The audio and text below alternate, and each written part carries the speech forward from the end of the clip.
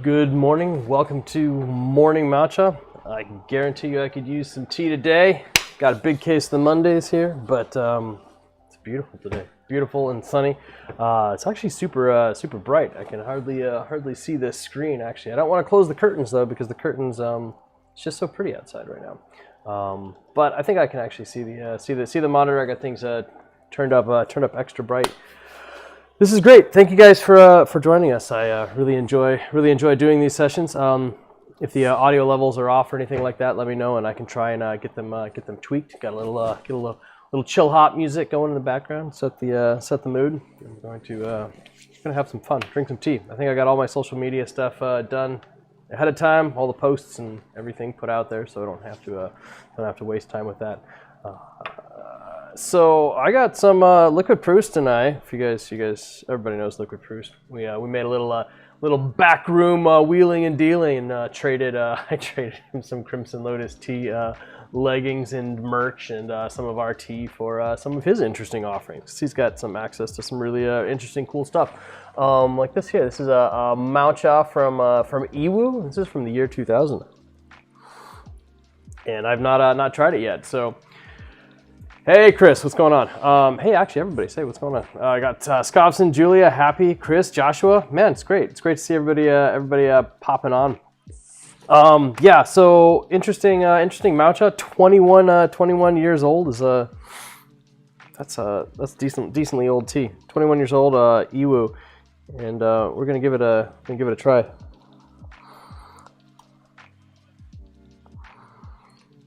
I always think it's important to spend time with the leaf at all the different stages. I'm not too quick about just tossing it in the teapot and getting it brewing. We've got time. We'll get there. Chris, you like chill hop? Yeah, I really don't know a lot about what all the different genre names are and what they mean, but when I find something I like, I'm like, there we go. That's good stuff. And this certainly is very enjoyable. It's a little chill. Something sits in the background. Don't really have to worry about it. It's not too in your face. It's not too demanding. You don't really have to focus on it. Just have a little something in the background. It's nice for tea tastings, I found. So we actually partnered with a YouTube Twitch channel called Chill Hop Music, and they let us put their music on our streams without suing us. Which is nice to have. You've got this tea in your pot. You got this tea in your pot right now, Scobson. That's pretty cool. Yeah, he gave us a little care package of some good and tasty stuff. I haven't had a chance to dig through all of it yet. Been on a bit of a new tea tasting frenzy. Lamo and I have been drinking a lot more tea than we normally do, just trying to kind of get caught up on interesting teas that we've got to try and check out. But pretty excited to try this one. What else are you guys drinking today? This fine Monday morning / afternoon / evening, depending on where you guys are coming in from. Lamu Dawa, where are you? Lost in Yunnan, moderating in the tea chat from Gary's gymnastics class. It's good to see you. Good to see you in here, Lamu. She was like, why do you always pick the best teas to brew when I'm not around? She's like, you got to save some of that for me. Don't worry, Lamu. There's plenty more where this came from. At least 30 grams more. I'm only using about 6.6 grams this morning. Hey, there's Ro. What's going on, man? Ro was actually kind enough to leave us some 1990s Purple Moon Ding Dong cake, which I have not had a chance to open yet. We're saving it for a special occasion, but look at that. Nice big R right on the front of it. That's how you know it came from Ro's private collection. Thank you, Ro. I'll get a chance. We'll open it up. Lamo and I will make a special occasion out of that, but we have not had a chance to. Tai is drinking the last bit of the Jingmai Lao Chateau sample for the morning. That's some pretty good stuff. I actually really enjoyed that. It's been a little tricky for us finding Lao Chateau that we really wanted to sell. I don't know. You drink a lot of bad tea when you're in Yunnan. When you're in the tea business, you actually drink a lot of bad tea in general. You think it's all peaches and roses, but it's It's not. Yeah, wax seal. How cool is that? A wax seal on this envelope from Rome. There we go. That's interesting. Definitely has a nice little aged aroma to it, but it's not too. It's not humid. I wouldn't say it's been humid stored according to this, but we'll see. We shall see. It's kind of fun trying out different stuff. Props to Liquid Pu'erh for tossing us some good stuff. And all it took was a pair of free hot pants. That's what you guys check out Liquid Pu'erh's stream pretty soon, because he's gonna be wearing some Crimson Lotus Tea hot pants. we had to set printed up for him, and he's gonna rock it. He and I are probably gonna have to do a combo stream again where we're both wearing a matching set of hot pants. That'd be hilarious. Tea like this, man. Look at that. That's just the wash. I'm actually gonna give the wash a quick taste. Can't waste the wash in old teas like this. Maybe you should. Just a sample. Just a taste. Just a taste. Oh, Scobson, you got a new cake of Daydream. Nice. Cool. 30 grams. 30 grams is plenty when you've got like a nice tiny little teapot and you're only brewing like 6 grams at a time. That means you can get five whole sessions out of that. If my math is correct, right? 5 times 6 is 30. That's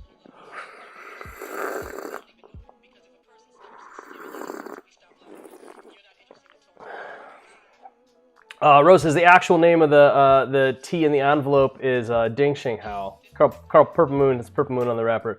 It's too late, man. This is Rose Ding Dong cake now. That's what you put on the wrapper.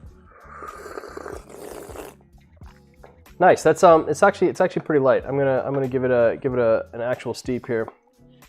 But it's got some good aged flavors on it. Yiwu is generally a lighter tea overall. It depends. I mean, Yiwu is a pretty big area. It's not apropos to claim that Yiwu only has one flavor, but in general, the Yiwu experience is a lighter, more delicate, more floral experience. It's called the queen of pu'er tea for good reason. It's generally pretty gentle, and so it usually brews or ages in a similar way. 5 sessions is not enough if the tea is great, so that's why if you got the money, you buy more. But as far as the sampling purposes, 30 grams will do us enough. Oh, that smells really nice. There you go, like the wet leaf. Oh, I forgot to smell the Fairness Cup, guys. I'm getting out of step.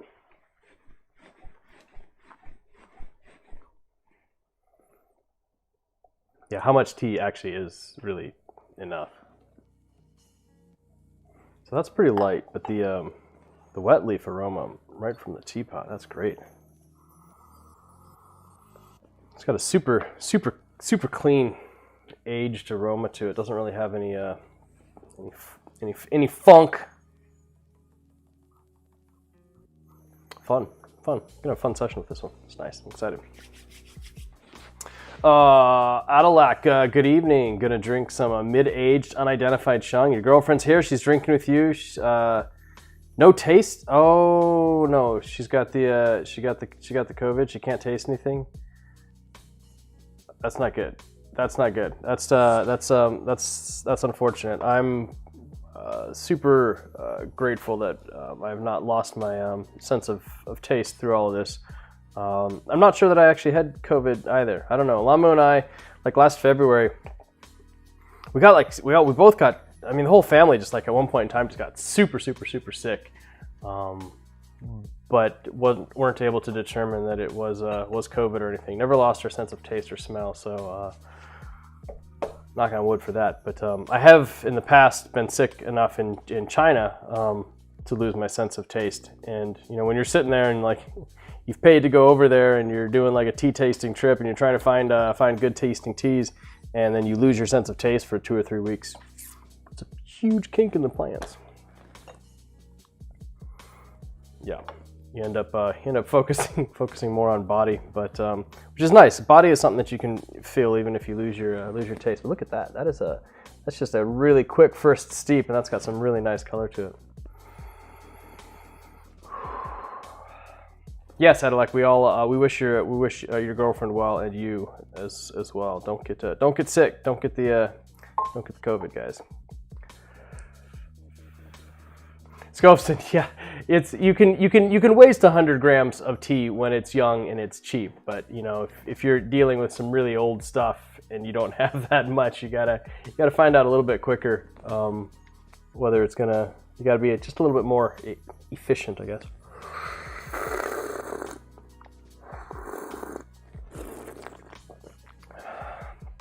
Chris, you're absolutely right. I mean, a cake as a sample is a really good phrase.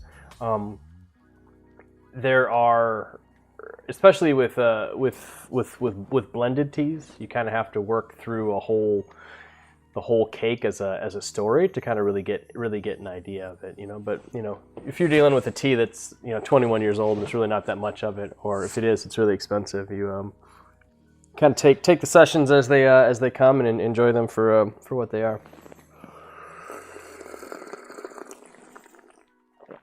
Hunter, glad to work from home. You can catch these listening to used original The Wall record from Pink Floyd found this weekend while drinking the Dark Depth sample that finally arrived last week. That's pretty cool.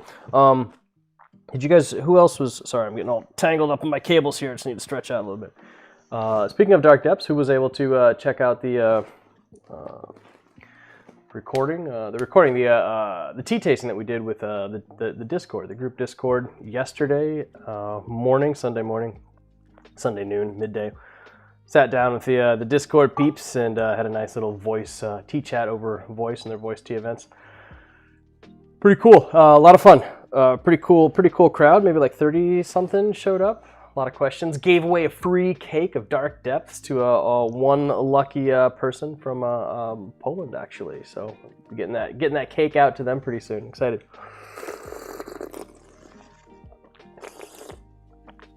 This tea's nice. It's got good. It definitely doesn't. It was probably, I'd say, more on the dry side of storage. It doesn't. I don't think it really has. Doesn't really have like that super funk. It's nice though. This is enjoyable. Fun little session. Thank you to Liquid Brews for hooking us up. When we're sampling teas to potentially source, is there anything you look for? Immediate red, green flags that don't take multiple steep sessions to suss out? Yeah, probably one of the first things that just really puts me off is if the tea starts to tighten my throat. If you, it's called throat locking would be how it would be translated from Chinese. If you get a throat locking tea, like man, that's just no good. I don't like that at all. You get a lot of teas. It's not really even certain exactly like why you get that. Some people will say it's pesticides or things like that, but you can get it from other teas. I don't know. It just kind of like just constricts your throat and just it's very unpleasant feeling in the throat. If I get something like that, it's just like it's not even worth going any further. In fact, Lamo and I had one a couple days ago that we were trying, and it was just like steep 1 or 2. It was just like nope, not even gonna. Didn't even bother wasting any more time with it. Hunter, we don't have any more cakes. This is from our personal stash. How lucky for that person to get some special cakes from the Crimson Lotus stash. Yeah, and it actually took me a while. I forgot where my cakes were, so I had to go and dig around through the storage. And thankfully, I had actually had a couple. I had put two tongs in our stash. Where's that? It's actually right here. Bum bum bum. There you go. That's how you knew. That's how I knew you were getting a tong of Dark Depths. DKD19. Although it was 2018, but the people at the factory wrote 19. They're by mistake. Is it similar? Is it similar to astringent? No. Astringency is almost always something that that happens in the mouth. It's almost always something that you feel in the mouth and the teeth and the gums. Once you get like a throat locking tea, and I don't know, maybe you guys haven't had throat locking teas because like vendors are pretty good at sourcing ones that don't do that, but we get them occasionally in China when we're sourcing, and it's not comfortable. It feels like your throat is actually like getting like tighter, or there's like little demon climbing down your throat, just kind of like scratching their claws all the way down. It's like, it's no good, no good. Get rid of it. Sorry, Hunter. We are working to reblend it, so we'll probably hopefully be able to get some Dark Depths 2 out this year. Darker Depths, the redarkening, the redepthening. I like to have fun with that name. Hunter, you started your record collection last week. They're one of the bands you're trying to fill out with everything. Nice, man. That's pretty cool. I have a handful of records, but I don't have an actual record player. I don't know how, like, from my childhood, I managed to keep a Star Wars Empire Strikes Back, like original two LP vinyl collection set with like the little book or something. I've got that downstairs somewhere. I don't even have a record player, but it's probably worth more than you should actually play with it or something. I don't know. Got a handful of different vinyl records and stuff that my friends have cut over the years, but I don't have anything to play them on, so I just kind of put them up on the wall for fun. Nice. So who did something fun this weekend? What were you guys up to? I guess we had a lot of stream stuff. So we had the stream with Kupuntu on Saturday, and then I did the private stream with the Discord on Sunday morning. So I was busy doing tea events with everybody. Then Sunday afternoon, Lama and I sat down and we plowed through like a ton of samples. Found some really nice stuff, which actually makes me feel really good, because we've been drinking a lot of really crappy tea lately. So it's kind of nice when it's, even sometimes like from the first steep, you just know the tea is going to be good. So we've been drinking so many like teas where you're like, well, I don't know, like it could be good if it was like half the price, but like they're asking way too much, and don't really know what you could do with it for that price. And so we kind of shelve it and move on to the next one. After you drink like 5, 6, 7, 8, 9, 10 samples like that, where you're like, man, this is like, is it just me? Is my taste just off? Like, how are we not gonna find anything? And then finally, like, you get something from somebody else you've been working with for a long time. Their samples finally come in the mail. You're like, oh yeah, this is good stuff. This is like, even from like the first steep, you're like, okay, that's it. I can dig it. Like this is we're definitely in the right neighborhood this time. And then all the samples we got from that person were all pretty spot on, pretty cool stuff. Actually, including a mid 2000s Mao Cha, which I'm super happy about. Maybe picking up some of that.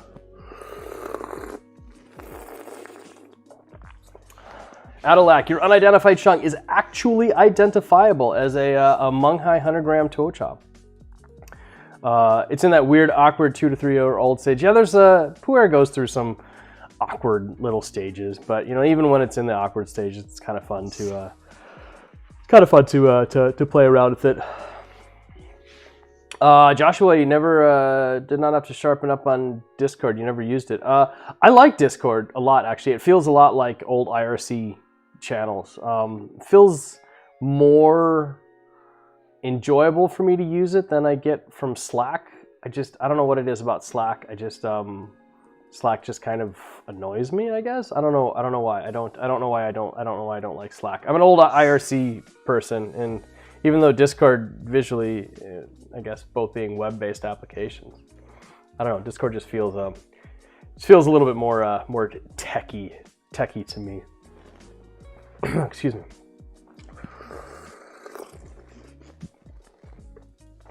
But yeah, you guys should get on the Discord. Pretty cool group. And if you didn't get a chance to watch the interview with Kupuntu on Between Two Teapots this last weekend, check it out. Pretty cool guy. Super passionate about tea and community and online digital communities. It's nice to see that. We need people like that. And as the world goes, as the world gets smaller and the world gets more virtual, these online communities are going to be super important. Chris, you had your first hike of the year, local state park. Spring is officially here. Where are you at, Chris? I don't remember. We have not had our first hike of the year, I don't think. Just some neighborhood stuff, hiking around, but haven't actually gone up to the mountains yet. We've been super busy, and now that kids are in, Gemma's in preschool half the day, so it means we can only take off like afternoons and stuff. But one of these days we got to kind of just put a little spot in the schedule and get out there, go do a little hiking. It'd be nice. Iowa, cool. Good hiking opportunities out in Iowa. There we go. Ooh, Scolpson, you made roast venison leg for your father, brother, or sister-in-law. That sounds nice. The more you tell me about the stuff that you get on with over there, the more envious I am. You've got that sounds pretty great. Speaking of venison, I almost ran into a deer driving home the other night. It was just those dark corners coming around. It's just literally just standing there just to the left of my lane, just like right in the middle of the road, just standing there, just looking at me. Drove right past it. Thankfully, it didn't jump in front. I was really stressed. Yeah, I don't want to hit a deer. Row hiking places nearby. Oh man, dude, there's a ton. Well, it depends. I mean, it depends on how mobile you are. If you don't have your own car, it's gonna be a little bit tricky. I use the site All Trails. So what is it? Alltrails.net. Is that it?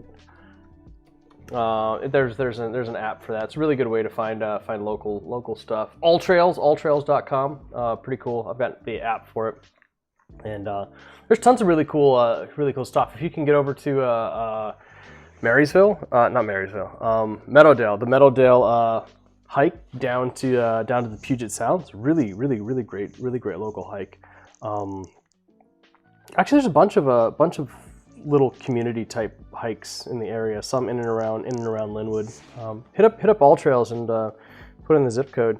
You've got a couple interesting options over near where you are too. Hitting deer is no joke. Yeah, you don't want to hit deer. It's super scary, and it was just standing right there, right in front. This is a house that I've been working on renovating, and it's about half an hour away. And one night a couple months back, there was just a huge crunch in front of the house, and yeah, somebody just plowed right through a deer right in front of the house, which wasn't not good. So I went and checked. The deer was already dead, so there wasn't really anything I could help with. But in hindsight, I have figured out that Washington State allows you to actually you can harvest roadkill now in Washington State legally. You take the deer and you process it, and then you send a note to the state and tell the state where you found the roadkill, and they send you a ticket after the fact. And so it's kind of a nice way to not let animals go to waste on the side of the road. Brewed this one a little long. It still such a nice, gorgeous amber color. Look at that. It's just third steep, but I did go a little bit longer. Yeah, All Trails. Check out All Trails. I enjoyed it. I actually we paid for the extra version, the pro version. I'm a pro All Trails member. That just means that you have the ability to download the hiking maps, and so a lot of the places that we're going are super remote, so we don't really have a good opportunity to have access to internet. And if you're relying on a trail on your phone, getting outside of Wi-Fi is a good way to lose yourself. So yeah, I grabbed the pro version so we could download the maps, download the trails and things like that. I usually take like screenshots of the map as well, just in case something happens. You don't really go too crazy. If I was going too crazy, I'd be bringing a compass and printing off my own maps. I've got my orienteering merit badge in Boy Scouts, you guys. I can handle some wilderness hiking. I'll let you know. Chris, you lived in Alaska as a kid? That's pretty cool. The local churches would be on call for overnight roadkill. Yeah, no, it totally makes sense. Yeah, something gets hit, the volunteers are out there, quarter butcher the deer in the middle of the night on site. So in Washington State, I don't know how this passed, but like years ago, for the last 30 years in Washington State, it's been illegal to harvest roadkill, which I mean, I get it. I kind of get some of the idea behind it. You know, like they didn't want people, I don't know, like intentionally hitting animals on the road, and then, you know, like, I don't know. But what in reality, what it meant was that since you weren't able to do anything, like there was just animal carcasses just rotting on the side of the road in Washington State. I mean, we live in, the Pacific Northwest and the mountains that we live. I mean, there's animals everywhere. An animal gets hit, sits on the side of the road, and it can't. Nobody can do anything, and then the state won't do anything. They won't come and clean it up, and so there's just rotting carcasses all over the place. So it kind of made sense. I think it was an actually ethical solution. Moose or buffalo? Yeah, man, you don't want a moose to go to waste. It's good, really good opportunity there.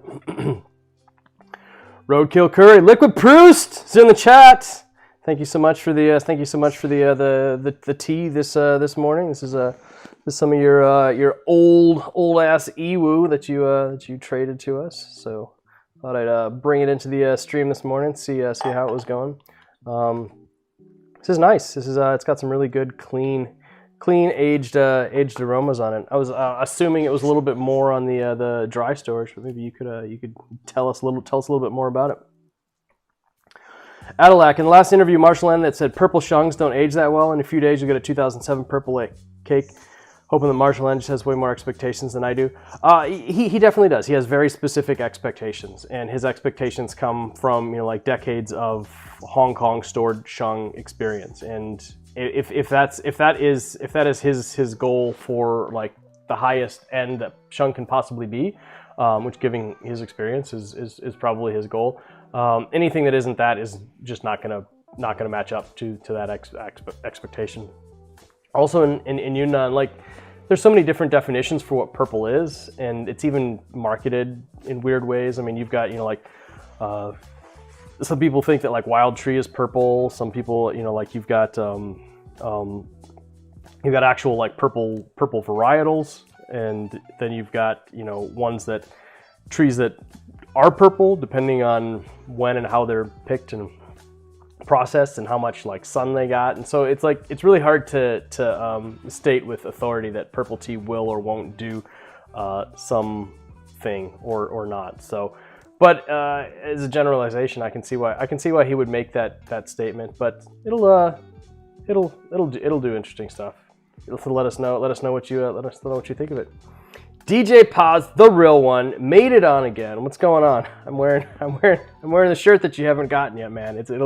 We'll get you another one out. DJ Paz ordered one of these shirts, and then it just never arrived.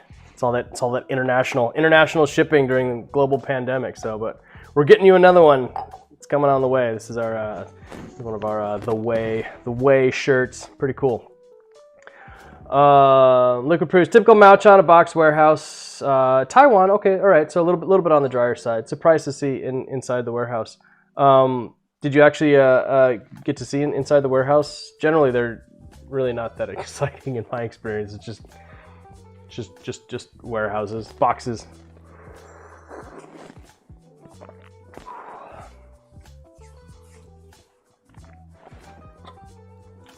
There we go. Yeah, it's a nice tea. I was thinking about Yiwu yesterday when we were doing the. I was chatting about Dark Depths in the Discord group, and somebody asked if I had seen the videos that the lady made when she was writing Ancient Caravans and Urban Chic. I'm not sure if you guys have read that book. I'm familiar with it, but I've not actually. I've read some excerpts from it, but I didn't realize that she was filming video at the same time, 2008-ish, when she was traveling through Yunnan, getting stories and stuff to put into that book. And so Lamo and I were watching them yesterday. It was pretty funny, actually. It was very, very, very familiar to our earlier days in Yunnan. Things are a little bit different now, but our earlier days in Yunnan, a lot of the tea farmers that we worked with, so really similar to the videos that she was taking. I thought it was just hilarious because the tea farmers are just arguing and bickering among themselves about like family matters like all the time. You got the mom who had to wake up too early and she's angry at the daughter-in-law who's just, you know, like lazy. Like, my son married this lazy girl. All she does is like stay in the house. She doesn't even come out and like help us pick tea. She just wants to, you know, like put on her makeup and go to the store and things like that. It's just really funny. And of course, she's also complaining about the husband. The husband just wants to sit down and do business deals and make tea, and you know, like I got to sit here and you know, like do all the tea work and things like that. So it's just it was just kind of funny to see that. But yeah, pretty cool. Definitely, Yiwu definitely looks a lot different than it now does in that video. But yeah, exactly. Liquid proof. It's like a distillery. It's just like, you know, 50,000 barrels of whiskey. It's just inside of a factory warehouse. Just sometimes kind of boring. Although sometimes I think the craft alcohol community, like wineries and breweries and stuff like that, can kind of I think they kind of err on making things a little bit more aesthetically pleasing than factories in China. I've seen inside of a lot of like barrel aged places and wine cellars and stuff where things are really pretty. Explain my my kettle action there. Which action, Heidi Burger? Which kettle action do you want me to explain? I'm not sure what you're talking about.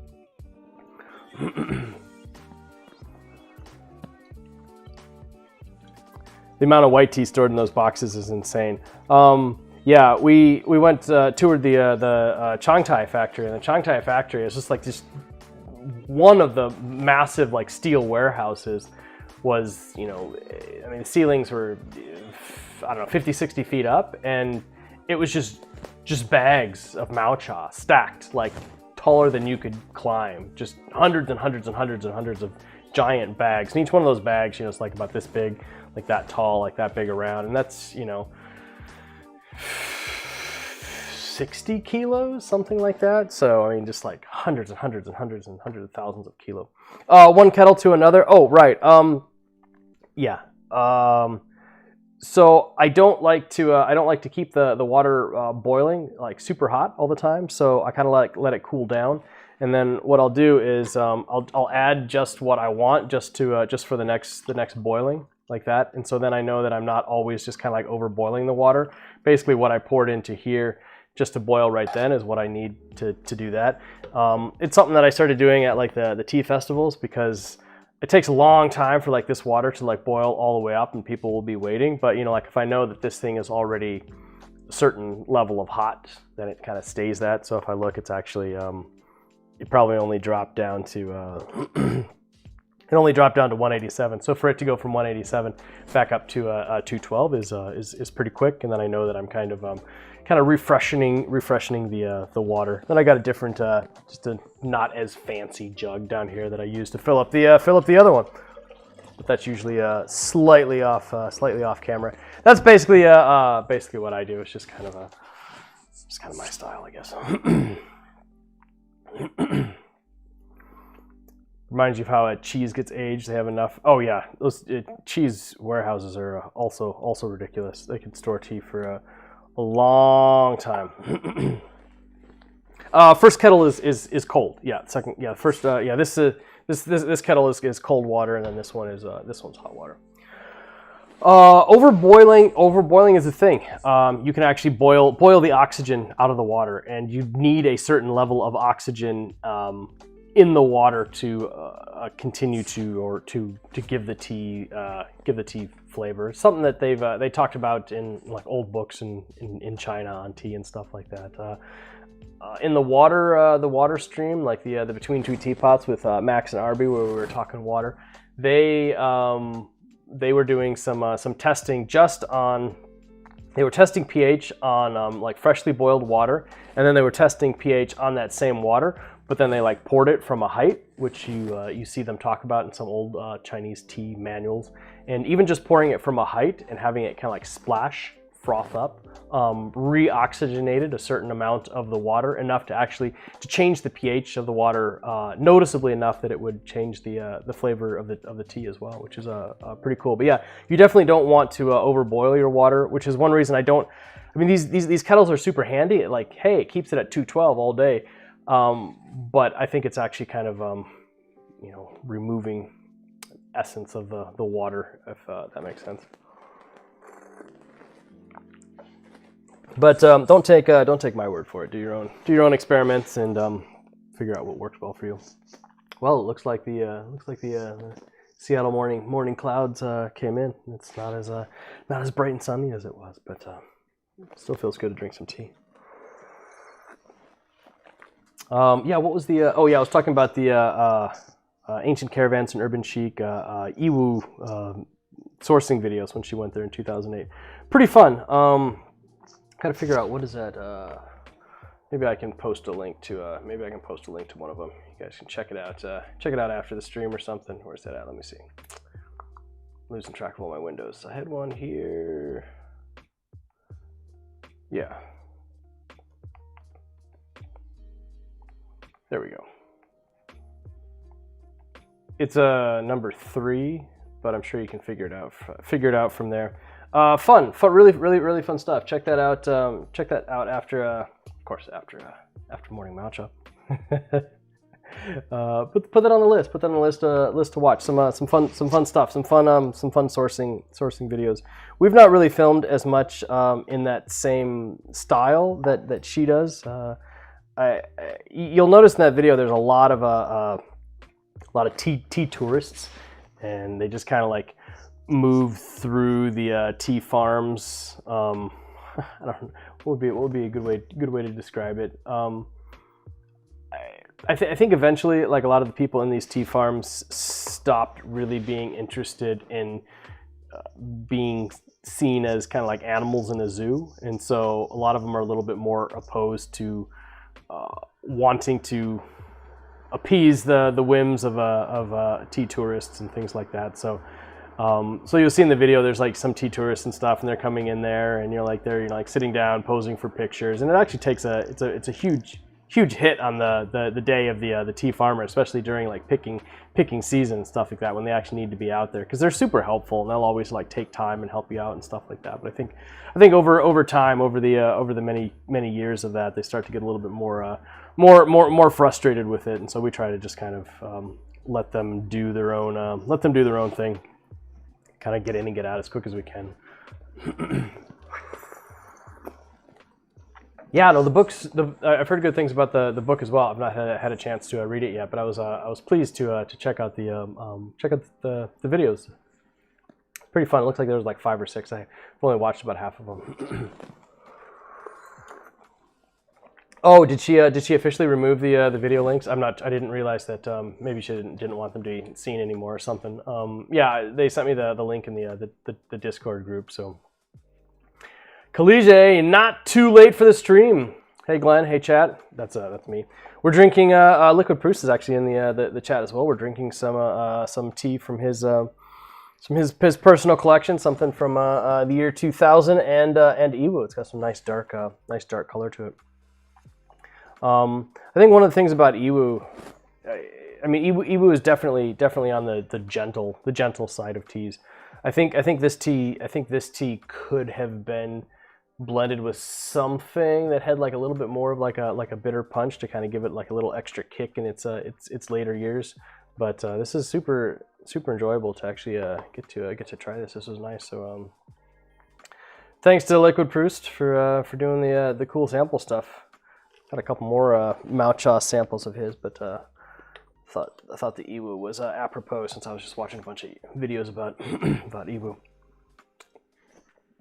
Yeah, it's I'm familiar with the book. I just haven't actually had a chance to sit down and read it yet. But I think I will.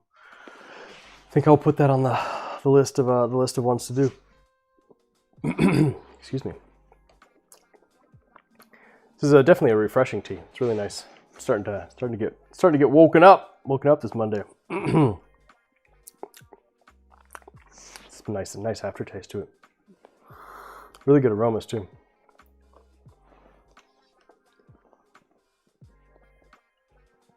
So let's see, what do we got set for this week? Alka Michael's coming back. Alka Michael's back on the stream. This Saturday afternoon. Alka Michael is the artist. He did Stargazer and Altered State. So last time he was on, we drank Altered State together, and this time I think we'll drink Stargazer, which is the first design that he worked with us on, and it's going to be fun. Sadly, the first time I had him on the stream, I didn't have the audio stuff set up right, and so it ended up that he was just super quiet, which was a little bit disappointing. So, excuse me. We'll get him back on. We'll get the audio all set up, and we'll have some fun. Drinking 4 warm fuzzies from YS last evening. Might start it up. Nice. Yeah. Sometimes those teas can keep going.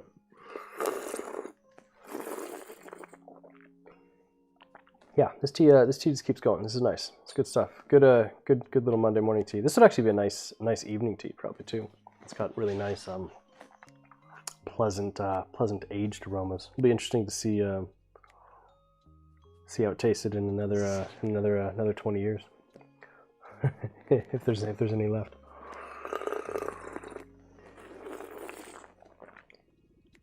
Let's see who else we got.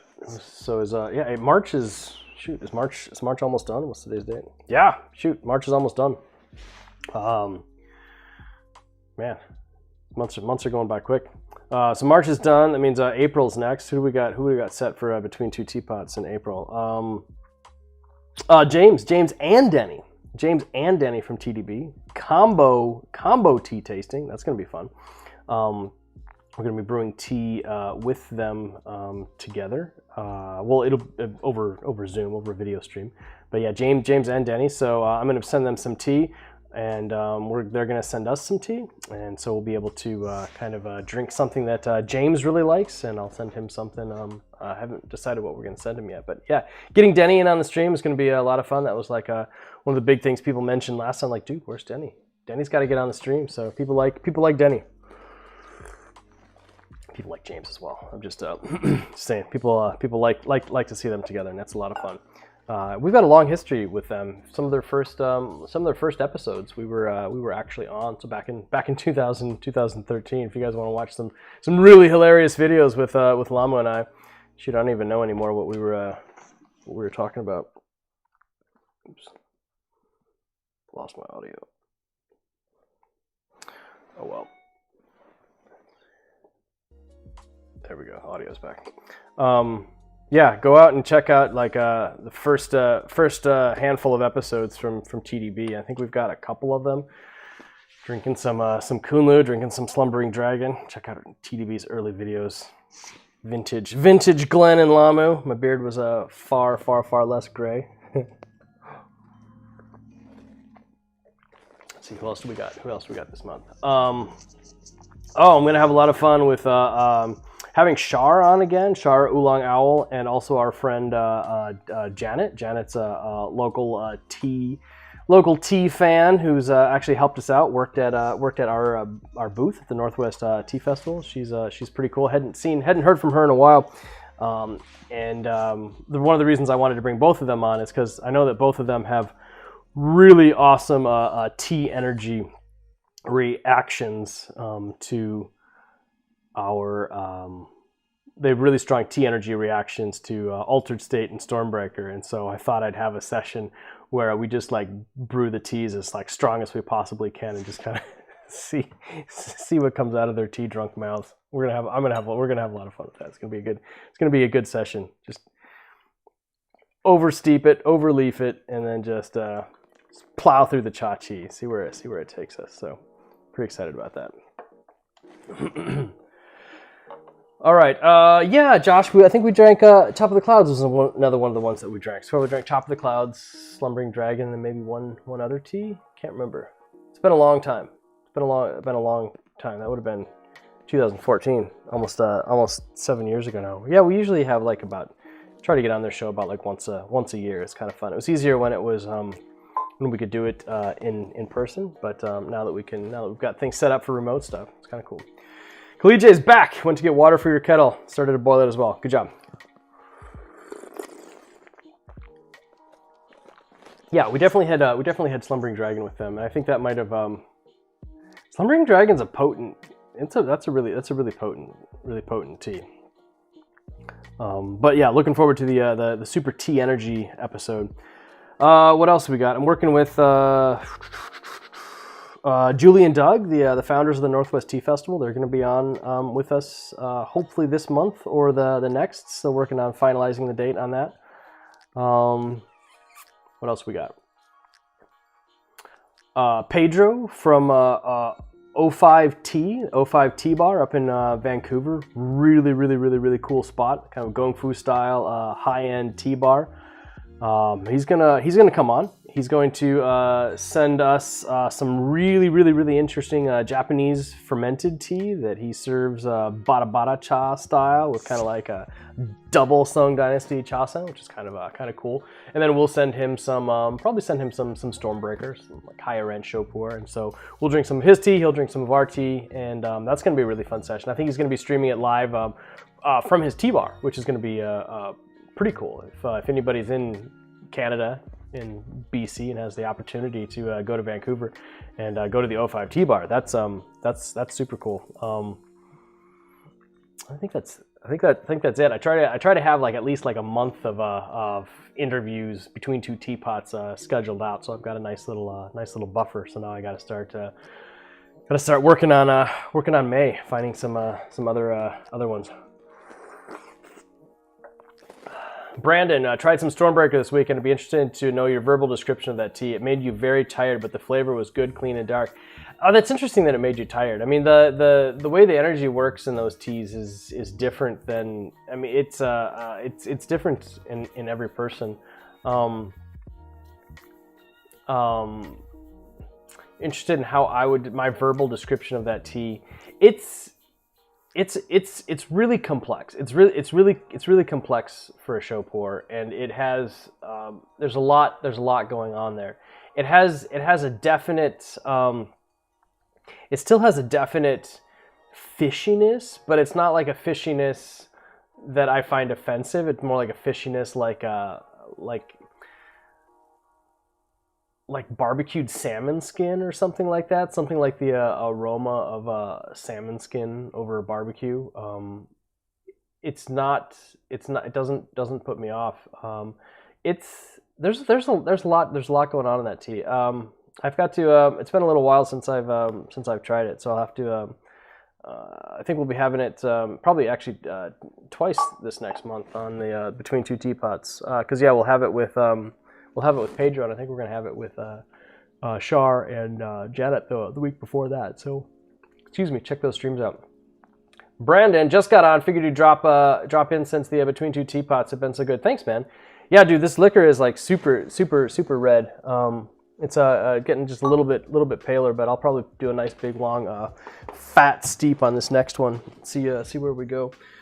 Wonder what else I got around here.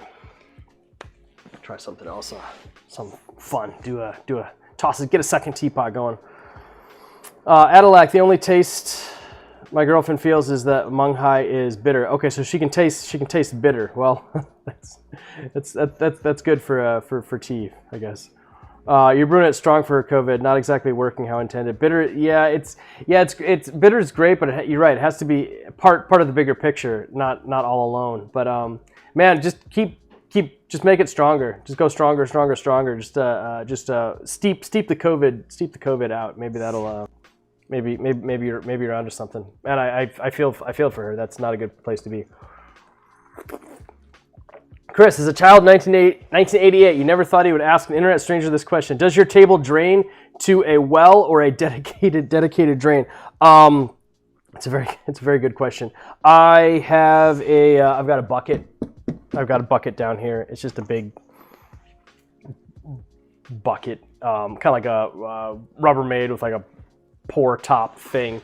I drilled a hole in it, and then I just run a tube down into it because tea bucket aroma is not a really great thing. You don't want tea to sit in there very long. If you forget it overnight, like tea bucket stank is a thing, and it's not good.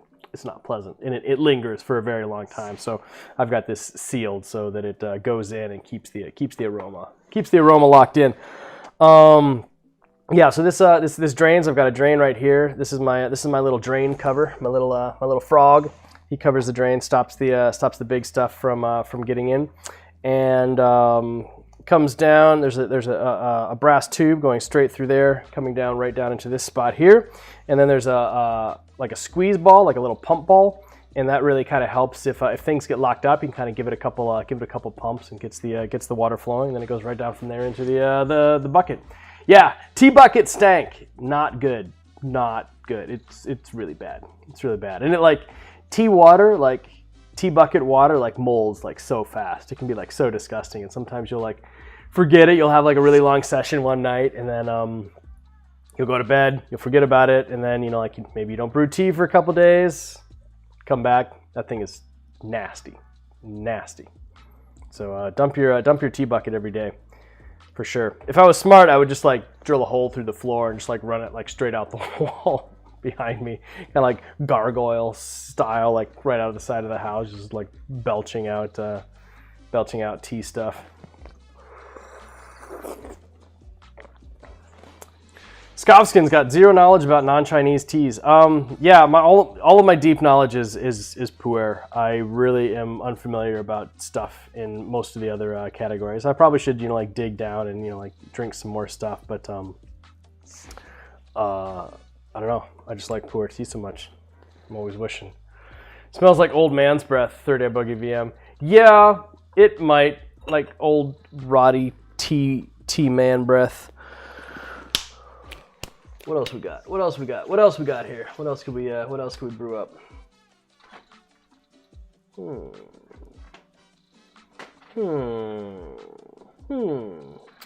Since we're in the aged note, I might I'm gonna get a nice long last steep with this, and then oh yeah, let me grab this tea. There we go. There we go. Okay. Play around with this, and I'm gonna brew up some a little bit more aged stuff. See how that goes. We've got some 2006 Maucha that we might be purchasing. I'm kind of excited about it. Lemon and I tried a little bit of it last night for the first time, and so I think I'm gonna do another little session with it. See how it goes. Anybody got any big plans for the week? Anything fun they got planned?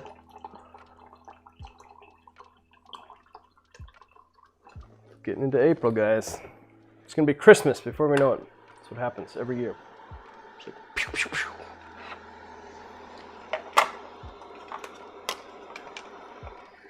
All right, what do we got here? No. There we go. Liquid Priest, if you're still in the chat, thank you so much for the Maucha. That was a lot of fun to give that a try. Your hot pants should be at your door any day now. A little something extra too. Not sure which one you're gonna get first, but hot pants and something else. And then I'll send you some. I still got to send you some tea. We actually just got some rum barrel into the Seattle inventory.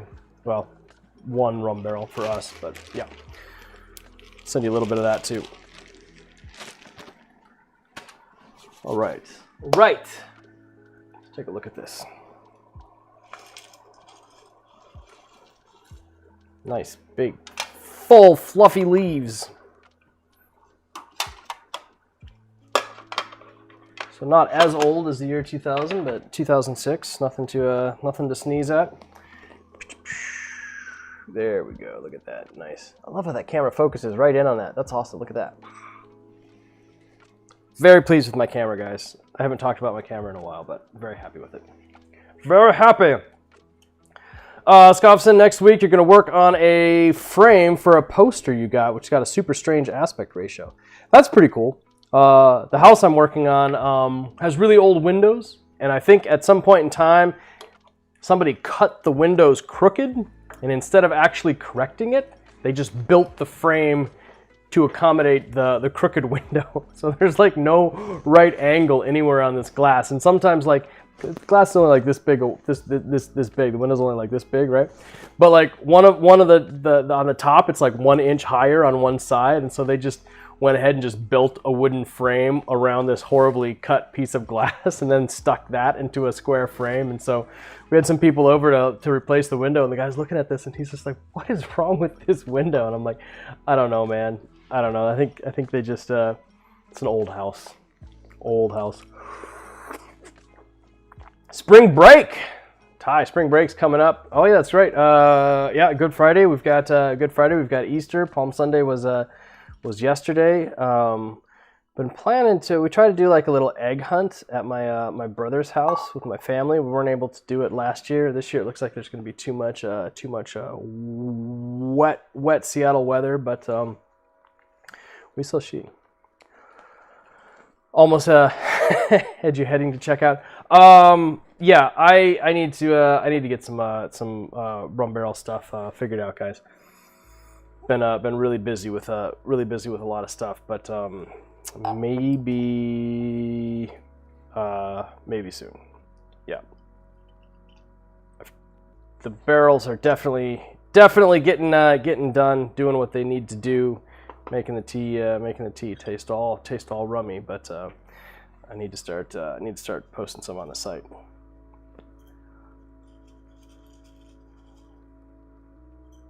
There we go.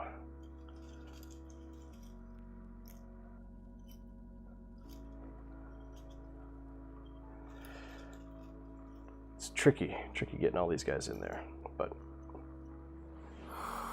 yeah, this is a really nice aroma too. Nice, it's fun drinking some aged teas on the stream. I like it.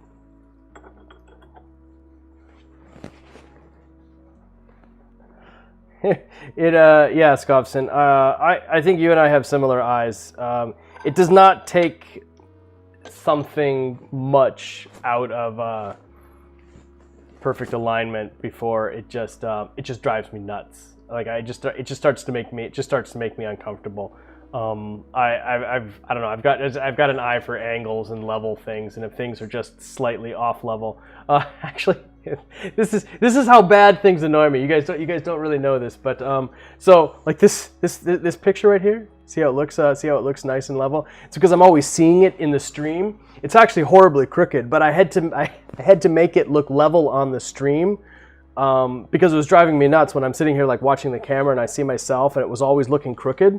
And so I was just, like I said, it was driving me nuts. So it's actually specifically like way off angle. It's actually about like this, but with the fisheye lens, it actually looks level.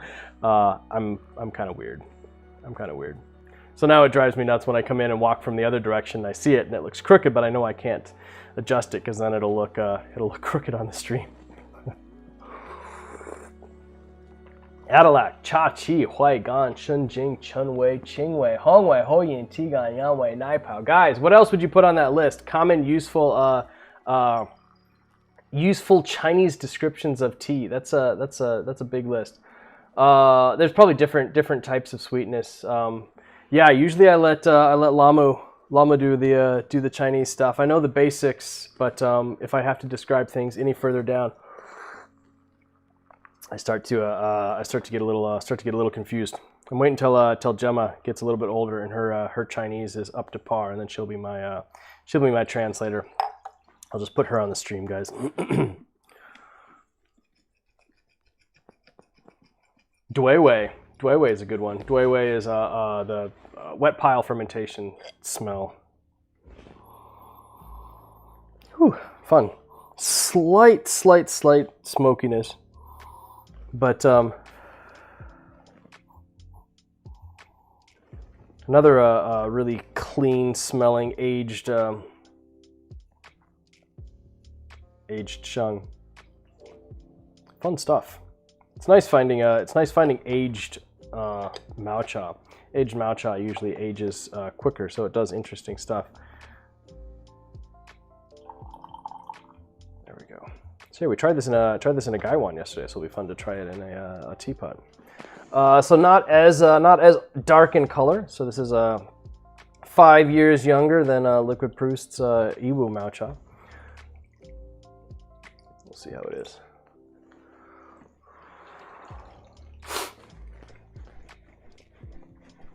You guys do anything for spring break? Those of you that are in school, heading down to the beach, getting down to Florida. I guess the spring breaks have been going nuts down there already.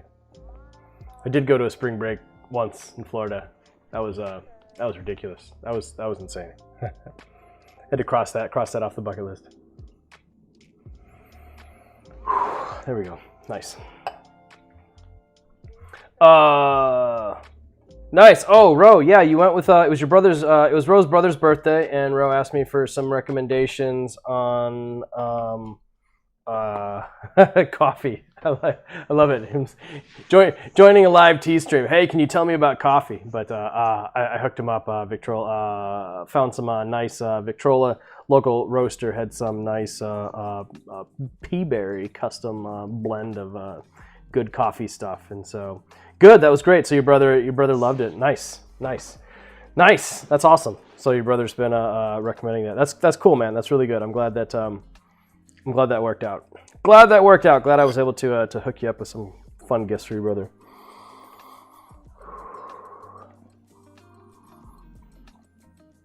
Yeah, Adelac. So this is something that we actually chatted about in the Discord chat yesterday. A lot. Chinese are fairly precise about a lot of their descriptions. They don't create tasting notes the same way that we're used to in the West for like beer or wine or coffee, where you get very specific and dramatic about how things are described. A lot of tasting notes in China or in Asia are based more on emotion.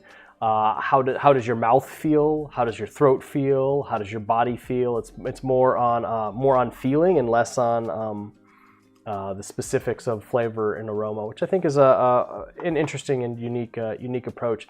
There's a level to it where flavor and aroma specifically can actually change over time, in the way a tea is described may be different for people, but sometimes the body and some of the emotion can actually be more constant over the years. So I think that's an interesting approach. And that's it's a tricky thing, because I think in the West it's something that we're not specifically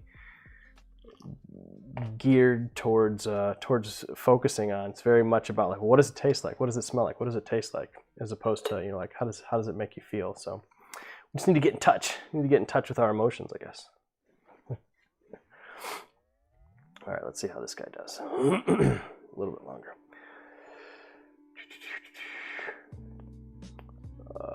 Kaliche, what were you drinking? I forgot what you said. You're back. Steep 6-7 of this ripe at 1 minute and 30 seconds. Oh, nice. You're pushing it. Steep 6 to 7. You're already at 90 seconds.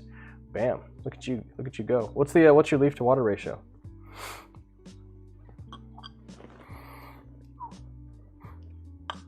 Nice. Super clean. Llama, if you're still on the chat, we need to buy some of this tea.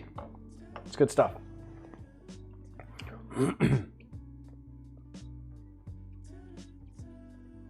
There we go. Nice. Relatively clean, clear.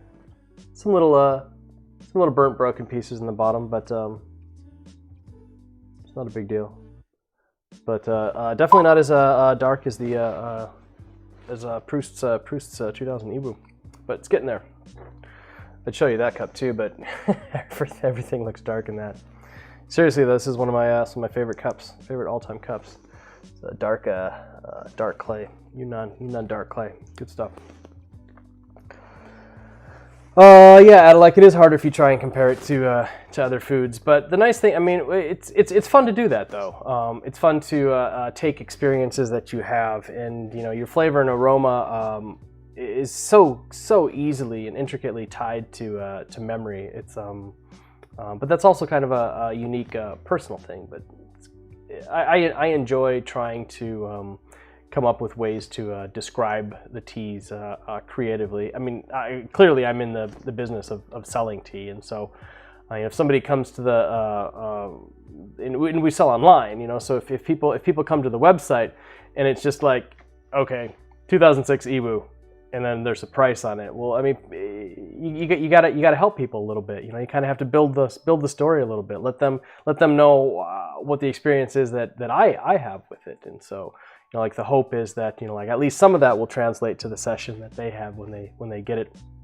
It's different if somebody has like an actual tea shop. Somebody can come in, you know, like they can smell the tea, they can look at the leaves, you know, like they can maybe do a tasting session there and then figure out what they want to buy or bring. So it's an entirely different experience when you're buying on the web. And at some level, we've got to we have to build the story, and people like they like if it has a certain level of embellishment, I guess. I don't mean embellishment in a negative way, but I do try to write descriptions that are enjoyable to read and help to build the story for the tea.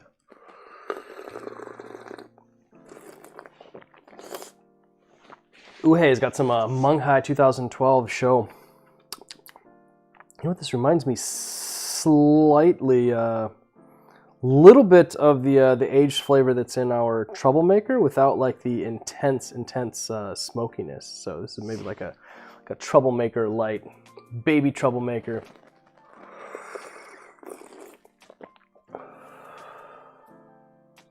There we go. Nice.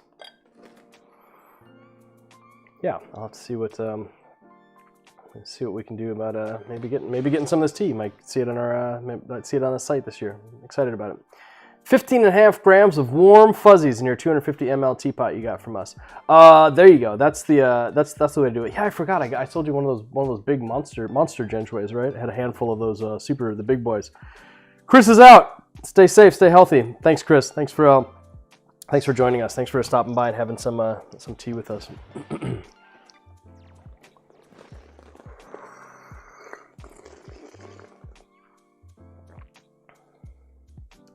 Nice. Can't wait to see this stuff. If you guys don't know, the Mark Moeller pots come with little monster faces.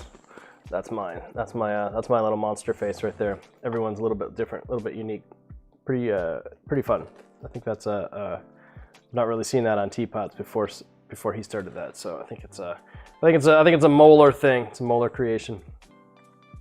Maybe I'm wrong. I don't know. So it does seem like my computer, knock on wood, second time I've knocked on wood this session, is not crashing as much as it did. Please don't crash right now, computer. So I had a nice long stream with Kupuntu, totally did fine. Last week's morning Maucha, totally did fine. The Kupuntu stream was 2 hours plus. But then like yesterday afternoon, like the computer randomly just like shut down twice, and I wasn't even doing anything. So. But I don't mind if it shuts down when I'm not doing anything. I just don't want it to shut down when I'm actually midstream. So maybe in the market for a new computer for this, but not sure. I don't know. We'll see. It's yeah, the computer's 8 years old, but still rocking it. Old Mac Pro 2013 Space Tube. But we'll see. It should be able to go through the stream. When did I start the stream? Started the stream at 9:45. Oh, okay. So we haven't hit the 90-minute mark. That's usually where it crashes. So we'll plow through. We'll go for a little bit longer. See what goes on. See how it does it. Yeah. Oh, that's right. Kaleji, you got one of the bell ones, the carved Genshway, which is nice. I'm really glad that you that teapot found a good home. That's one of the ones that we probably bought our very first year. So that teapot's probably sat here for 6 years, just waiting for the right home, and I'm glad that it went to yours. Edilac, yeah, describing is neat. It is hard. Some people do have much more refined palates. They find different flowers and things like that. You're right, you don't actually need that to enjoy the tea. But if you're selling tea, it certainly helps if you've got the ability to do that. And I've got some friends that are much better at it than I am. They're very precise about the exact things that they can get with it. And you can work with it with practice. But one of the things that actually helps is you actually have to explore. You actually have to build your palate, you know. taste foods that you don't normally eat, you know, like smell things that you don't normally smell, like, you know, I mean, in focus on them with the intent to memorize them, you know, like when you're at a florist, like specifically smell the different flowers and try and memorize like what each of the different flowers smells like, and get that memory like locked into your head, so that when it clicks and you're smelling something, you don't just say, oh, that smells like flowers. You can be like, oh wow, that smells like, you know, like orchids, or you can even get more specific than that. But you really have to have that vocabulary, and that vocabulary comes from spending time like in the real world. You actually have to get out of your house and go and do stuff.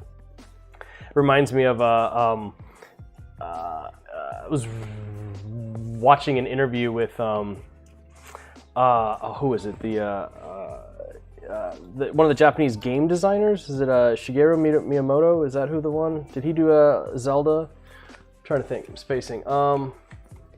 Yeah, Shigeru Miyamoto described the benefit of his childhood, that he never played video games. He was outside constantly. Like playing and interacting in the real world. And so when it came time for him to be a game designer, he was replicating his real world experiences and putting them into the game. And he noticed a specific shift in modern game designers who have only grown up playing games at the sacrifice of actually being out in the real world. And the difference in the games that they make is not based on real experiences. And so he was talking about how sometimes like the designers he's working with, he's having them try to like build something and then realizing like they've never like played with a chicken before or something like that. It's kind of like a joke. In the Zelda games, there's always like playing with chickens. And that was something that he did a lot in his childhood. And so his games have a much more realistic feel to them because he's actually spent so much more time in the real world. And I thought that was an interesting note.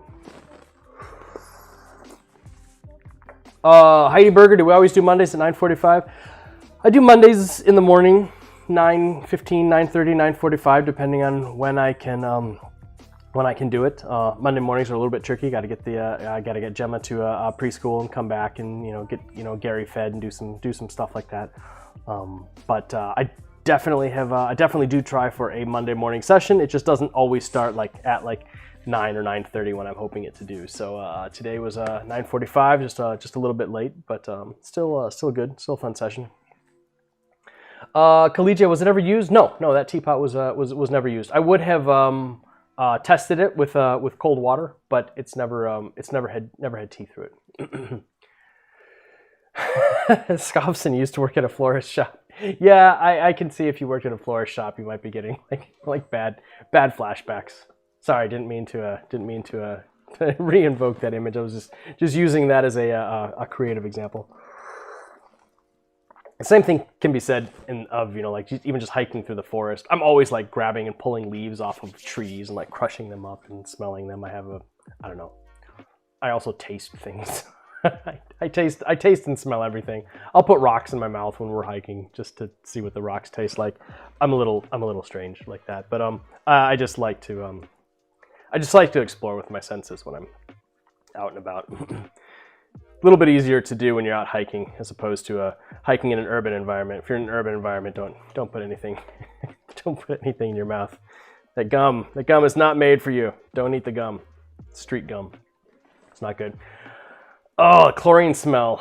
Is that just from cleaning chemicals in the florist shop? They got to have a strong chlorine smell.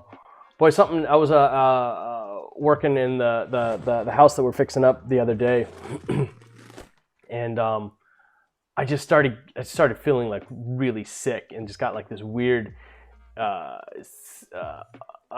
strong like chlorine aroma, and I couldn't understand what it was. And because I was cleaning, I wasn't cleaning, but I was doing some woodworking, and the smell just got like stronger and stronger.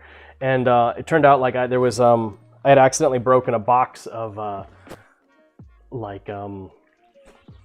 drop-in toilet tank like chlorine tablet things, but I didn't realize like I had broken it behind me, and it was actually underneath some stuff that I was like standing on to work on the things. And the more I stood on it, like the more it like got crushed into this powder, and it was just like releasing this heavy aroma, and it got super strong. So I had to take a break and put on a mask and like clean all that stuff out, because I was just like It's gassing myself. Heidi Burger, there's a game in France called Nez du Vin, wine nose that trains for tasting. I'd love that for tea. That'd be pretty cool. Tea's not there yet. Not even close. Like the wine world, like absolutely has that completely nailed. But the wine world has well, in this, it's also a Western thing. Because I was getting, you can't really say that like the tea world is not as sophisticated as the wine world. It has a different level of sophistication, and it comes primarily from Asia, where they don't focus on the same things that the West focuses on. They focus more on like emotion and feeling, and so they haven't really focused on creating tea tasting sets. Even like the idea of like a tea flavor wheel is still it's a Western introduction, and it's relatively new. What was it? There was what was that wine? There was a wine movie back in the 80s with was it Meg Ryan? Was she in that movie? What was that movie? That guy, I can't remember his name.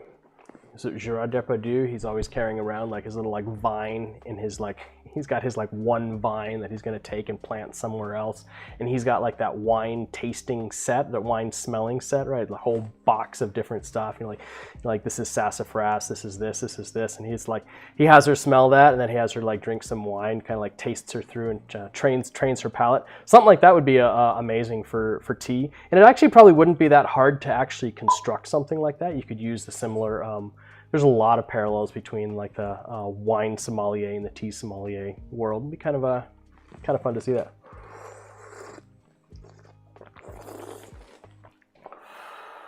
Okay, gotcha, Scoffson. So the chlorine is used as a preservative for flowers. I didn't realize that. It's pretty cool. Yeah, flower buckets. Bucket full of flowers. Kind of like the actual construction of like ikebana, like the Japanese like flower arrangement thing. Is that what you're talking about for flower buckets? Something like that. A bouquet. There you go. Yeah, I guess bouquet is just French for bucket, isn't it? Is that right? I forgot about that. Heidi Burger, it's nice to hear you talk about tea. Have a great week. Thank you so much. I'm really glad you got a chance to jump on. Thanks for joining us, having some tea with us this fine Monday morning. Yeah, Julia, you're right. Using an aroma wheel, and there's a handful of aroma wheels and flavor wheels that are used for tea. It's kind of fun to have those, experiment with those.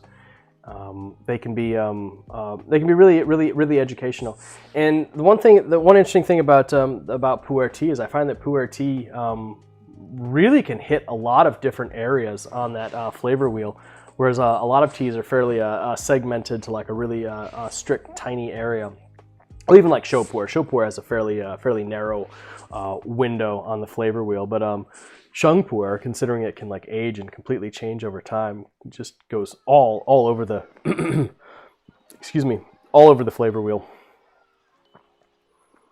But that's pretty cool. There's an actual game in France teaches you about wine tasting. Collegiate, sad thing is you're almost out of warm fuzzies. You got a bit before the Bing hole. It's one of your favorite teas. The Bing hole's the best part, man. You're just getting to the heart. You're just getting to the hole. Getting to the hole of the tea.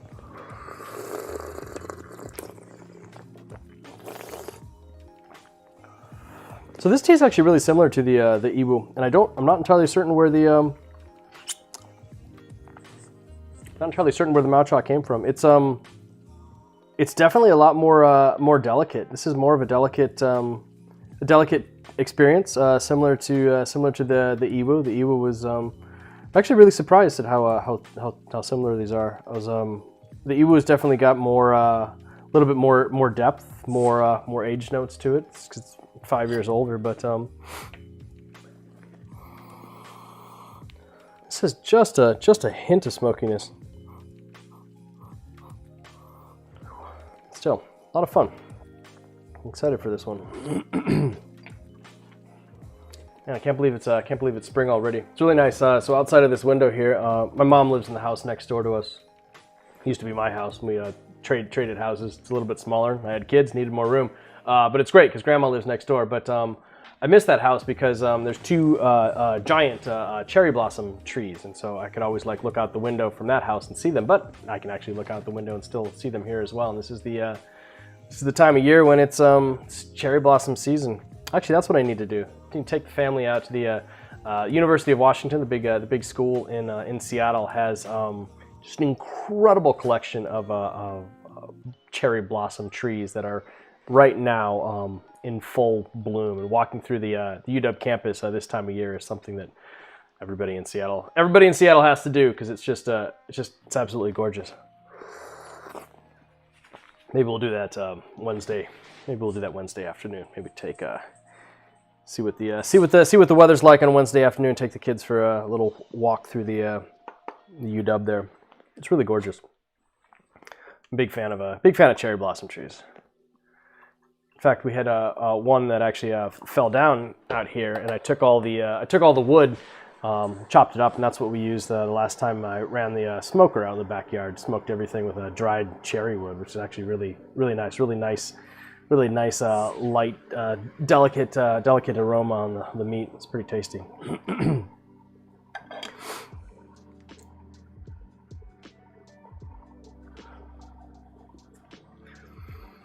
Collegiate, it's a loose cake. You can just break off parts. You want to drink enough. Yeah, we actually like pressing things a little bit on the looser side. I think makes things age a little bit better in the traditional like Western aging environments. We don't really have to worry about like super mega humid like Hong Kong style storage where you got to have like an iron cake and you plan to age it for 50 years or something like that. So I like something that's pressed a little bit looser. That said, we've also pressed things, like tighter as well. Some of our stuff, like Space Girls and things, were super heavily compressed, as was like Stone Lion. But for pressing a cake, at least for sheng pu'er usually has to be pressed a little bit tighter. It's really easy for sheng pu'er just to kind of loosen up. You know what? I had something here I was going to show you guys. Now, where did I put that? Speaking of cakes and cakes compression, had a educational thing to show off. Let me see if I can find it. Where is that?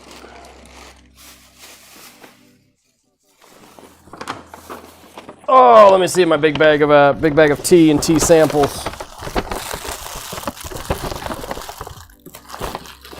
Maybe I can't find it.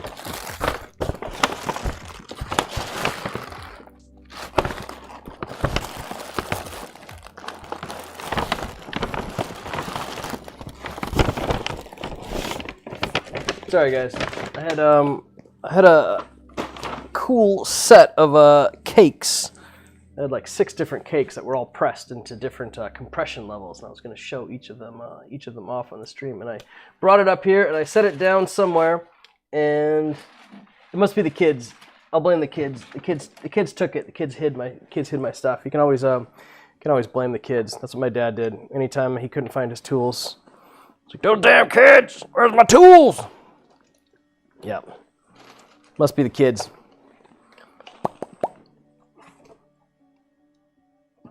That's what I'll do. I'll blame the kids. I don't know where it is. I'll make sure I find it and bring it on next time. It's pretty cool to be able to see the level of compression, because you can when you're using a hydraulic pressing machine, you can press it as long as you want. You could press it, like for a really long time at really high compression level, or you could press it, like a short time at a high compression level, a long time at a low compression level, and it all changes how the tea actually is held together. And you don't want it to be too loose, or it just completely falls apart as soon as it dries. So you need a decent level of compression, but then you can also over compress it, and the tea becomes, shoot, probably stop a bullet. It becomes super heavily compressed.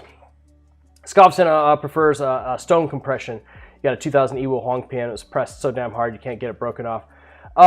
Yeah, and one thing you can do with those like heavily compressed ones, weigh it, so you know exactly how much it weighs, and then put it into like a basket steamer over boiling water. Steam it, let it dry a little bit. Steam it again, let it dry a little bit. Steam it, let it dry again a little bit, and pull it out.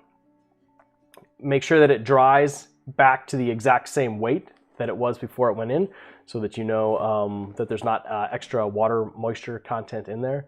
and then it'll be great. And then you can just be super easy to open it up. You can get it straight back to actual like a matcha stage that way. And so that's it's a recommended thing for really heavily compressed cakes. That's what I would that is what I would suggest.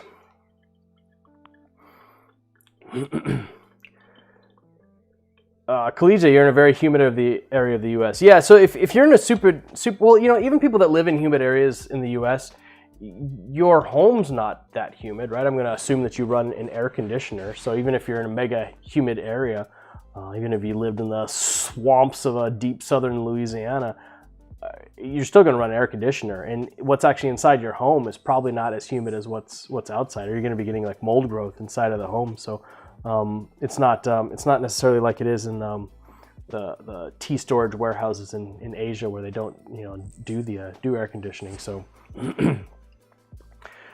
yeah, Scopson, give it a try. It actually works out quite well, and people do that in China all the time. It actually has historical precedent. So back during the days of Zhongcha, when you had the different major pu'er tea producing factories, and you had like big factory in Kunming, big factory in Munghai, big factory in Dali.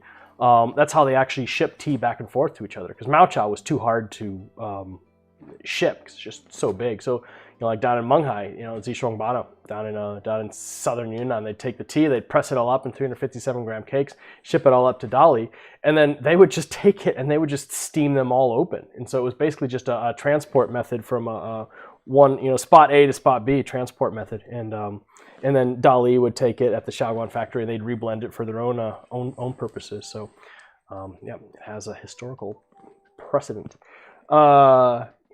You can do it as a steam cleaning machine. I don't know if I would use it with any industrial steam cleaning machine. All you need is like a simple, even just like a strainer that you would use for noodles, spaghetti strainer, like a mesh spaghetti strainer. Toss the brick into that. Put a little bit of water in the bottom of a pan. Put it over the top. Cover it up. Get it to boil. It'll open up relatively quickly. Yeah, so definitely recommended. It will slightly change the flavor and stuff, but it actually does it in a good way.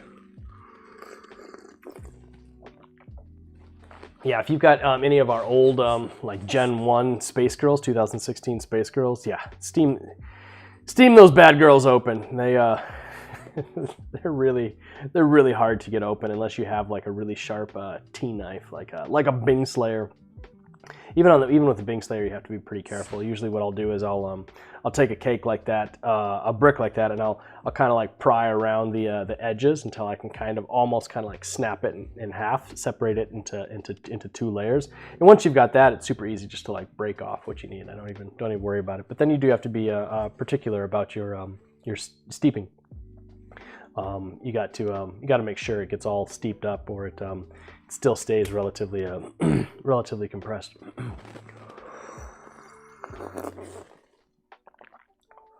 There you go. Some little interesting tips, interesting pro tip from the tea industry.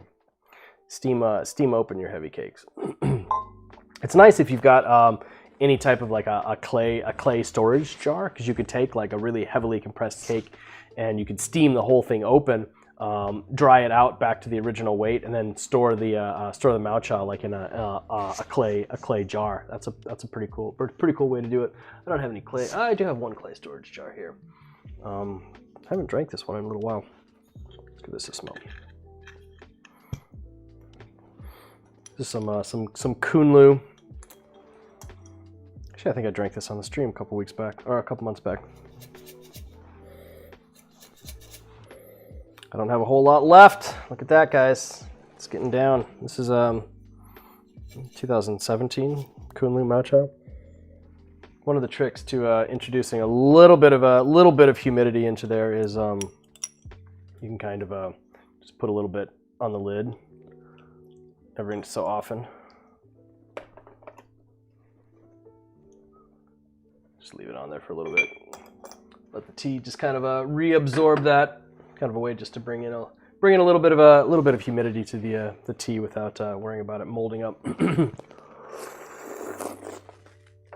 Skobson, you'll have to see what's available in your area. One of the things that is available in the West that a lot of people don't realize is old style fermentation jars, things used for making like sauerkraut, things like that. You can usually find them for relatively affordable prices, 40, 50 bucks maybe for something about like this big. Those can work out quite well. You got to work with what you got. Even the possibility for like mason jars, like big glass like mason jars, those can definitely work. You'd want to like maybe paint the outside or cover the outside or wrap it in fabric or something so that light wasn't getting in. But yeah, look for fermentation jars, glazed clay fermentation jars. Those can definitely work.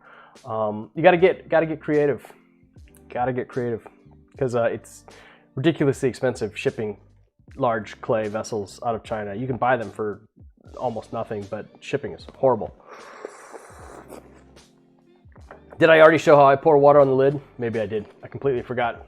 All these different tea tastings kind of run together, and I probably end up repeating myself like a billion times. And so I do apologize for that. I end up repeating myself. So if I repeat myself, just roll with it. Don't remind me. If anybody else uses storage jars and you're in the chat, post in the chat what you guys use for your own storage jars. There's some pretty creative solutions out there. Depends. If you have a local potter community, you may be able to have something custom made for you for not too much. Be interesting to see. You wouldn't even need it to be glazed. It'd be kind of nice if it was unglazed, like a natural clay. But glazed actually works quite as well. You're slow learners. Is that why you tune in? Is that why you tune in every week? That's pretty funny. It's all good. I just I've got like a finite number of stories to tell, and I find that I end up just saying them again and again and again. It's so bad. Like when we're in China, Lamu knows exactly what I'm going to say before I say it, because when we're meeting new farmers or like talking with people in the tea industry, I've told all the same things, and so it no longer becomes her translating things for me where I'm like having a conversation. She knows everything I'm going to say, and so she just goes ahead and just tells them everything. I'm like, hey, wait a minute, like I thought I was having a conversation. She's like, yeah, but I knew what you were going to say anyways. So she ends up just basically speaking for me the entire time, which is frustrating but also entertaining.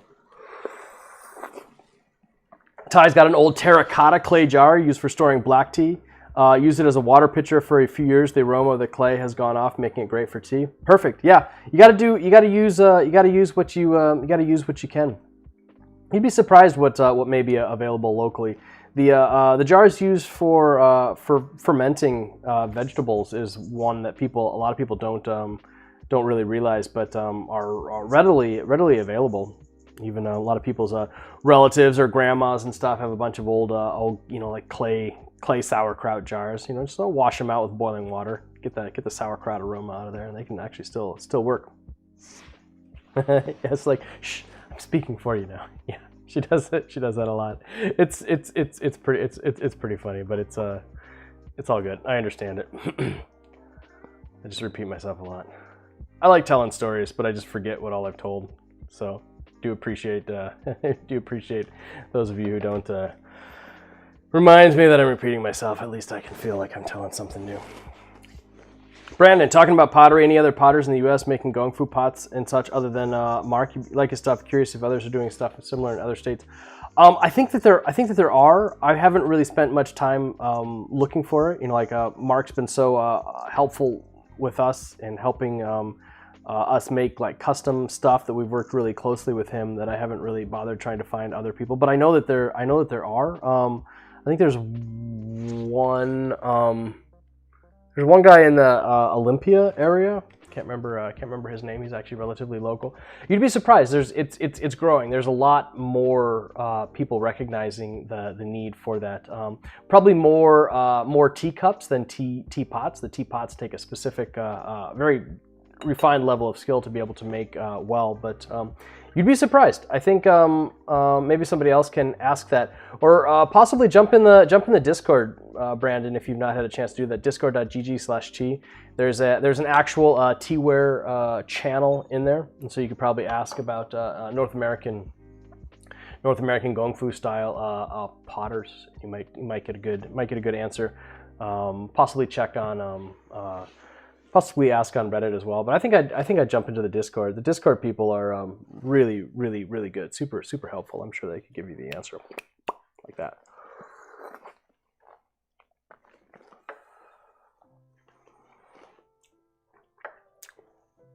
Nice, this is working good. Well, we're past the 90-minute mark. The computer hasn't crashed yet, so that's great.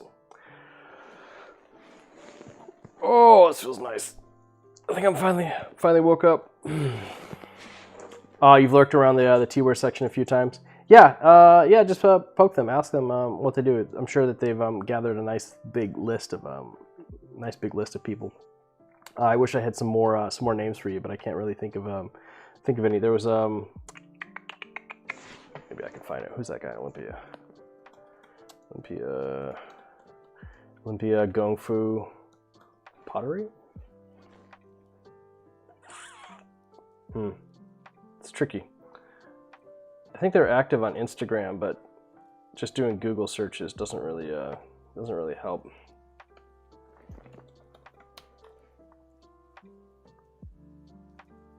Yeah, not really seeing anything. Most of the pottery links are links to people making different stuff.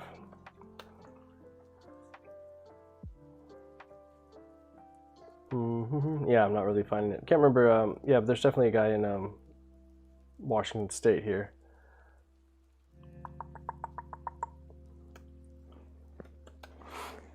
Yeah, ask around. Sorry, I don't have a good answer for you. Too many eBay hits and Etsy hits for other stuff. Oh, that's a really pretty one. Where is that from?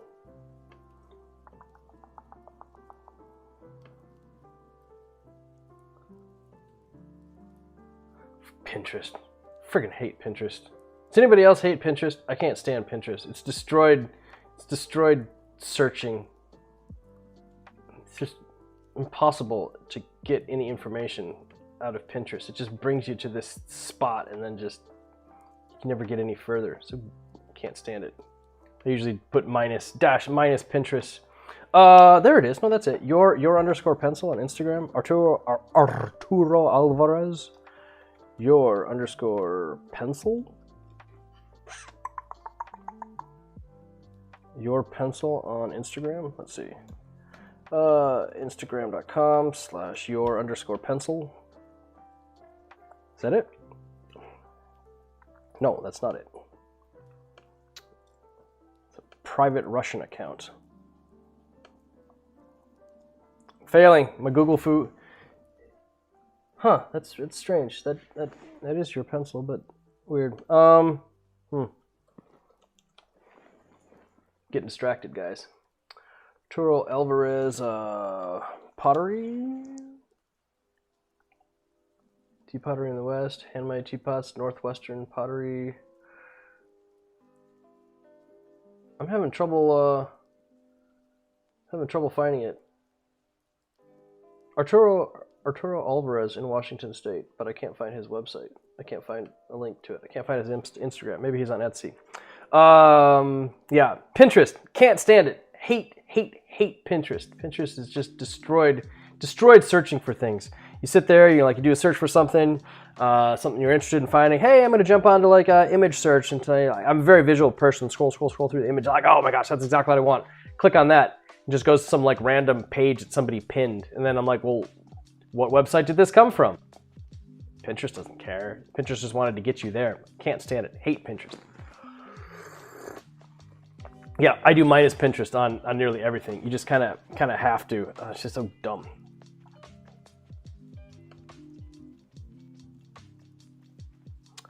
What happened? Somebody stole his account? Your pencil is now a 0 post, 0 follower, 0 following Russian, private Russian account? That used to be his account. I know it did, because I remember being there before. Sprudge. There's an article on Sprudge. Sprudge is a decent site. Sprudge, there's an article on Sprudge on Northwest or non-Western potters. Might be worth checking out. Sprudge Guide to Tea Makers in Ceramics. What happened to Arturo Alvarez? Somebody who knows, let me know. Let me know what Arturo Alvarez's new Instagram account is. It'd be nice to know. He's on Etsy. Your Teapot. He's now your_teapot. Why was he your pencil? Why did that change? Maybe I guess it makes more sense. Maybe he just changed it. There it is. There it is. There's Arturo. Your_teapot on Instagram. Cool. There you go. Well, there's one. There's one for you. He does really fun like wood handle style stuff. I want to do some wood handled Genshui stuff, but haven't gotten around to it yet. Your_teapot. Got it. Figured it out, guys. Tsutsumi Teapots on Etsy. There's another one. Thank you, Alejandro.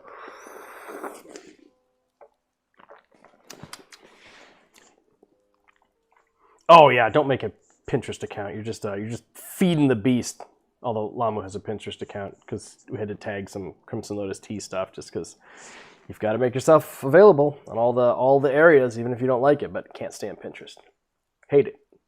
Horrible site. Useless. Just useless site. Doesn't make any sense. I don't even understand. Like, it just doesn't make any sense to me. I'm too old to understand why Pinterest is relevant for anything. So I just get so upset. I don't even want to learn it. I'm quickly getting to that like old man like get off my lawn stage. Like, you kids with your damn Pinterests, get out of here. So dumb. I can't stand Pinterest. Nice. Yeah, there you go. Arturo on your teapot. Yeah, he's actually a local guy. I should post-COVID world. I should go have tea with him. He's a local. Olympia's not too far away. He could be there in less than 2 hours. Hop on I-5, straight south. We almost moved to the Olympia area. We were looking at a house, a little bit of property, like 15 acres down there. Turns out it wasn't a really great buy. Half the property was on a 50-year-old high volume natural gas pipeline. It's one of those things. It's like it's totally fine until it isn't, and then it explodes and blows your house up. And we just happen to live in a earthquake-prone area, so I was just like, well, I don't really know if I want to raise my family right next to an underground gas pipeline that was installed 6 decades ago. Alejandro got a tongue of Beneath an Emerald Sea a couple days ago. Nice, awesome. Thank you for grabbing a tongue of that. That's the smart way to do it. Tongue people. That's the way to go. Collegiate. You need a new fairness cup after getting your teapot. You feel like the one you use is a bit small. It probably is. If you got like a 280 ml teapot, your fairness cup's a little bit small. We don't sell any fairness cups anymore, do we? We sold them for a while. We sold these ones, but it just seemed like so many other people were selling them. It just it's kind of hard to take up a bunch of like warehouse space with a bunch of just simple glass stuff. But I don't know. I'll talk to Lambo. Oh, actually, we're getting some Genshui clay fairness cups, which we're really excited about. And this is the style that we're going with, which I'm super excited about. I actually don't do this one with tea. I actually just put water in this one, and then I usually just drink it myself, or pour a little bit of water into the cup if the kids are having tea with us. But yeah, this is the style that we went with, and I really like the Yunnan style clouds that are actually carved straight into there. But what we're gonna do, excuse me, in the background behind the clouds, we're having a nice like layer of red crimson glaze put down. I'm gonna call this the Crimson Skies fairness cups. I'm really excited about these ones. These ones are just really gorgeous. I like using a clay fairness cup. So that's something to be looking for on the site in the next month or two, as soon as we get them done. What's the biggest you plan to get? Yeah, roughly that size. So that's maybe like 200 ml-ish. So it's still a little bit on the smaller size. You just you're playing in the big leagues now, man. If you've got a 280 ml pot, you're in the big leagues. You're outside of the scale of what we normally do. Kalije, Adalak's favorite glass chai hat cracked recently. Somehow it still holds tea with a crack. You can hear the funny sound every time I warm it out. Yeah, this is my my favorite Gaiwan ever. Is the exact same thing. So that really big, like fat crack you see running vertically there, actually runs all the way through. Now you can, yep, there we go. So eventually it's not going to like that anymore, but as soon as I pour like hot water on it that first time, we get that little like crack as it's slowly like separating deeper. Eventually it will crack and snap in half. Yeah, there's one on the other side as well. So I got two big fatty cracks going through there, but they just look so cool. Eventually it will actually crack all the way through, and then I'll have to have it kintsugi'd, send it out to one of my friends that does that, and get it all repaired up nicely. But it'll work good until then. Guys, I got some extra work to do. I got some work to do this afternoon. I think I'm gonna call this. I'm gonna call this pretty soon here. Finish up a little bit of this. This is really nice. I really appreciate you guys all taking the time to sit down, have a little tea with me on your Monday morning, getting your week started off right. A little chill hoppin' tea, Crimson Lotus chill hoppin' tea. And shout out to Liquid Proust for tossing a little special tea our way. Thank you so much for that. Yeah, so you guys have a good rest of your evening / day / whatever it is. I know we get a bunch of people in here from across the pond, so you guys are probably it's probably your evening tea. It's gonna be a Monday night for you relatively soon. Good night, Europeans. Yeah, good night, Europeans. Good day, Americans. Everyone else is still sleeping. What time is it in China? I can't remember. It's pretty late. Or pretty late, or super early. Why am I spacing? China time. Oh yeah, 2:30 in the morning. Everybody in Asia's still asleep. They're gonna wake up soon, start picking tea and processing tea. So yeah, DJ Paz, the real one, not Pasta. I've been mispronouncing your name this entire time. I'm really sorry, man. It's not DJ Pasta. I have a little bit of dyslexia, and I look at that and I read like DJ Pasta, but it's DJ Paz, the real one. I got it under control now. I won't. Although I kind of like DJ Pasta. I think that's great. Anyways, I'm sorry if I've been calling you DJ Pasta. Anyways, I love you guys. Ziaxio just got up. Great. Thanks for joining us. I'm glad you had a nice big morning nap. You probably deserve it. You've been studying hard. Anyways, thank you guys so much. Really appreciate this. I love you all. Hope you guys have a great week, and I will. I'll see you soon.